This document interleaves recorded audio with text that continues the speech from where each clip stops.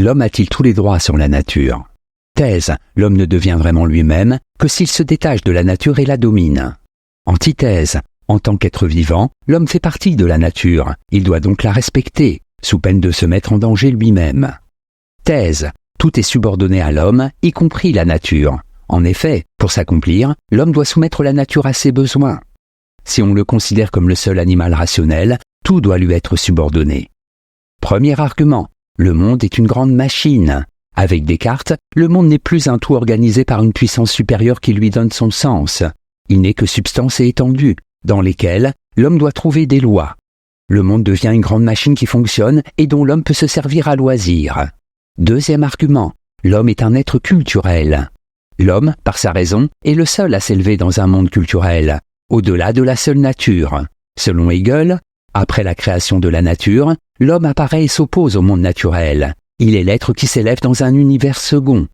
Sa condition d'être culturel lui donne non seulement la capacité de produire des outils, le moyen qu'il se donne pour utiliser la nature, mais aussi une justification de son action illimitée sur la nature. Troisième argument. L'homme moderne domine la nature. La notion de nature a cependant évolué depuis le temps fort lointain où l'homme devait avant tout satisfaire ses besoins essentiels. Manger, se vêtir, se loger. Pour survivre, il devait obligatoirement chercher à soumettre la nature et à la domestiquer. Il était une composante de la nature. L'homme moderne, lui, semble s'en être sorti. Depuis la révolution industrielle et l'avènement du positivisme au XIXe siècle, il accroît son appropriation et son exploitation de la nature. En bref, la domination de la nature est le triomphe de la raison humaine. Par sa culture, l'homme s'oppose au monde naturel, qu'il met à son service. Antithèse, l'homme est aussi un être naturel. En effet, la civilisation technoscientifique a coupé l'homme de la nature, alors que l'homme a encore une part de nature en lui. Premier argument, l'homme ne peut pas se couper de la nature. La nature n'est pas simplement le jardin que nous transformons selon notre bon plaisir. Grâce à la science, on peut certes imaginer que l'homme puisse vivre un jour dans un milieu totalement artificiel, en totale autonomie par rapport à ce jardin, comme un cosmonaute dans son vaisseau spatial. À une différence près, l'homme, lui, n'est pas artificiel. Il a encore en lui une part de nature, la vie. C'est ce constat qui interdit à l'homme de se considérer comme un être totalement hors de la nature. Il a donc autant de devoirs que de droits envers elle. Il ne s'agit donc pas de refuser tout droit à l'homme sur la nature, mais bien de respecter certaines lois, sans lesquelles toutes les espèces vivantes, y compris l'homme, seraient menacées. Troisième argument, l'homme n'a pas tous les droits sur la vie. La nature n'est donc pas simplement le cadre naturel dans lequel nous respirons et évoluons.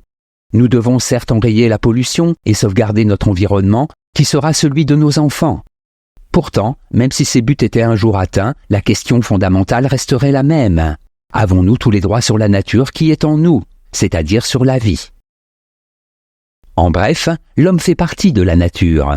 S'il exploite la nature sans limite, il s'exploite lui-même et met sa vie en danger. Synthèse. Poser le problème du rapport entre humanité et nature revient à poser celui du rapport entre nature et culture. L'homme se trouve en effet dans une position paradoxale. Il est un être naturel, dans la mesure où il possède la vie, mais cette nature humaine fait de lui un être culturel, car doué de parole et de raison. Peut-être est-il justement la charnière entre nature et culture. Sa finalité serait alors de produire, par la culture, l'art et la technique, ce que la nature ne peut engendrer elle-même.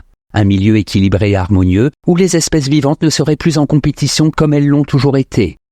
Il ne s'agit évidemment pas d'un retour à la nature, mais bien d'une nouvelle nature à inventer.